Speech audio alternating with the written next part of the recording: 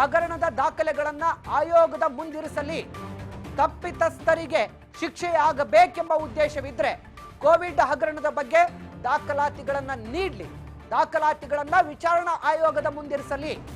ಬೆಂಗಳೂರಿನಲ್ಲಿ ಮುಖ್ಯಮಂತ್ರಿ ಸಿದ್ದರಾಮಯ್ಯ ಇದೀಗ ಹೇಳಿಕೆಯನ್ನು ಕೊಟ್ಟಿದ್ದಾರೆ.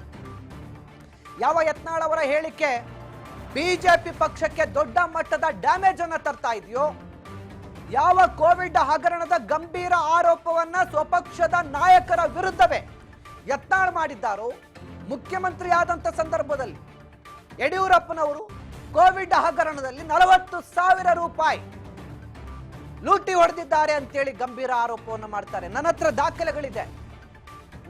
ದಾಖಲೆಗಳಿದೆ, ನಾನು ಪ್ರೆಸೆಂಟ್ ಮಾಡ್ತೀನಿ ಅಂತೇಳಿ ದೊಡ್ಡ ಮಟ್ಟದ ಆಕ್ರೋಶವನ್ನ ಅಥವಾ ಹುಸಿ ಬಾಂಬನ್ನ ಸಿಡಿಸಿದ್ರ ಯತ್ನಾಳ್ ಗೊತ್ತಿಲ್ಲ.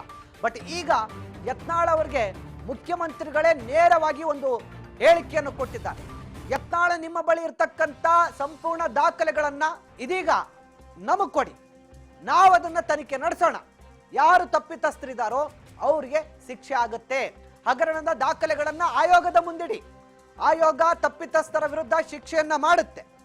ಸೊ ಹೀಗಾಗಿ ನಿಮ್ಮ ಬಳಿ ಇರ್ತಕ್ಕಂಥ ದಾಖಲೆಗಳು ಕೂಡಲೇ ಕೋವಿಡ್ ಹಗರಣದ ಬಗ್ಗೆ ದಾಖಲಾತಿಗಳು ನಿಮ್ಮ ಹತ್ರ ಇದ್ರೆ ಆ ದಾಖಲಾತಿಗಳನ್ನ ವಿಚಾರಣಾ ಆಯೋಗದ ಮುಂದೆ ಹಾಜರುಪಡಿಸಿ ಅಂತೇಳಿ ಇದೀಗ ಮುಖ್ಯಮಂತ್ರಿಗಳು ಯತ್ನಾಳ್ಗೆ ಸೂಚನೆಯನ್ನ ಕೊಟ್ಟಿರುವಂತದ್ದು.